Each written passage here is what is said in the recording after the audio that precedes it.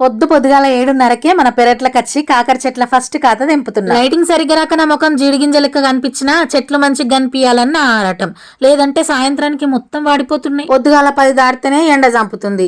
ఇంట్లో కూసున్న మనకే అగ్నిపర్వతం మీద ఆసనం వేసినట్టుంటే పాపం చెట్లు ఎట్లా తట్టుకుంటున్నాయో ఏమో. ఈ కాకర చెట్లు కాతయా కాయా? అసలే మన పెరడు దుక్కి మీద లేదు, పెరుగుతాయా పెరగయా? అమ్మో వచ్చేది ఎండాకాలం ఉంటాయా మాడిపోతాయా అని మస్తు డౌట్లతోటి పెట్టినాం ఇవి. కానీ మా ఆయన ఊకోడు కదా, చిన్నపిల్లల చుట్టూ పోదన వేసినట్టు వేసి పట్టుబట్టి కాపిచ్చిండు. ఏ పంటైనా పనైనా అంతే కదబ్బా, చేసుకుంటా పోతే ఫలితం అదే వస్తుంది. మేము ఎందుకు తెల్ల కాకరకాయలు పెట్టినామంటే మా సైడ్ నల్ల కాకరకాయల కంటే తెల్ల కాకరకాయలనే ఎక్కువ కాయసి ఎత్తారు. తెల్ల కాకరకాయలు నల్ల కాకరకాయల కంటే షేదు తక్కువ, కూర మంచిగా ఉంటుందని వాళ్ళ నమ్మకం. మరి నాకెందుకో నల్ల కాకరకాయల టేస్టే నచ్చుది. అప్పుడెప్పుడో మా ఇంటి ముందు నల్ల కాకరకాయలు కాసిన వీడియో పెట్టినప్పుడు చెప్పినా కదా కాకరకాయ కూర దావత్కి రమ్మని.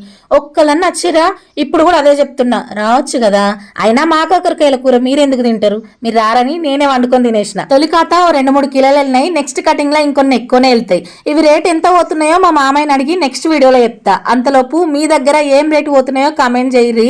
సరే కానీ వీడియో అయిపోతుంది, ఒక్కసారి లైక్ బటన్ చూడురి. అడుగుతూనే లైక్ చేస్తారా, లేకపోతే లేదా?